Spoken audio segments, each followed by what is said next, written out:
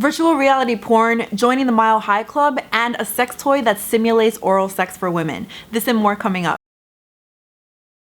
A growing number of companies are experimenting with virtual reality porn, but with a special twist. They're filmed from a woman's point of view. Yes, that means a woman is at the center of the action and that you, the viewer, are watching everything unfold as if you are her. The latest company to do this is called Wanks VR, and they're doing it for free in the hopes that better content for women will attract more women to pornography. There's still a ways to go though when it comes to virtual reality porn in general. The company says that it's still experimenting with ways to better mimic natural movements when you're dealing with heavy camera rigs and stuff like that. This was one of my articles and there's tons of other information in it, so I will leave a link down below for you guys to check it out. In the next bit of news, a survey of over 1,000 active men who are runners and cyclists and triathletes found that there's actually a negative correlation with how hard they exercise and how much they want sex. It showed that men who engaged in light or moderate exercise had higher libidos, while men whose workouts were long and intense usually led to lower libidos and less interest in sex. The study isn't definitive, but it does suggest that there is a link between sex and exercise. Researchers aren't sure, but their guess is that it has something to do with the fatigue from the strenuous exercise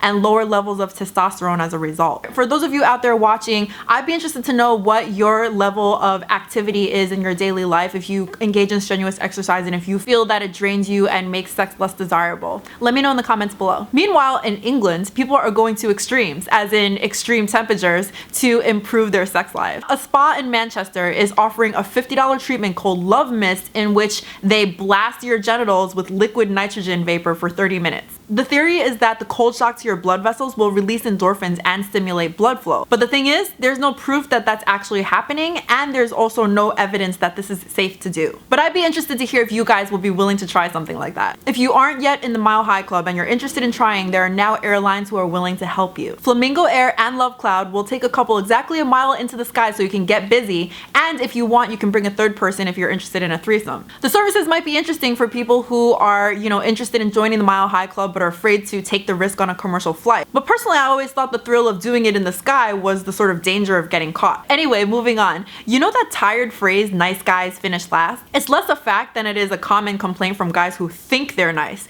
More about that in a video which I'll link up here. Anyway, apparently there's some research that debunks the whole idea. Researchers have conducted a study ranking people based on both altruistic behavior and sexual history, and what they found was that those who ranked higher in terms of selflessness also reported to have more sexual partners, especially men. Of course, these studies that rely on self-reported surveys are inherently flawed, so take it with a grain of salt. Lastly, Huffington Post did a story on a sex toy by a luxury sex toy company called Lilo, which is one of my personal favorites. It's called Aura 2, and it features a nub that vibrates and swirls like a tongue. Because the nub is moving under a silicone surface, it can feel soft and fleshy. So according to the article, when you combine it with water-based lube, it really does feel like a tongue without looking like one. Toys like this are of course super important because, as research shows, heterosexual women are the least likely to achieve an orgasm during sex than any other demographic. So until straight men step up their game, the Aura 2 may have to do. Thanks for watching, guys. As always, I will leave all the links down below, including some additional links to articles that I think might be of interest to you. Plus, I will have some extra content for you soon because I'm actually traveling in California as this video goes up and doing some reporting for my book. So I hope you will subscribe and turn on the notifications so you don't miss any videos going forward, and I will see you in the next one. Bye.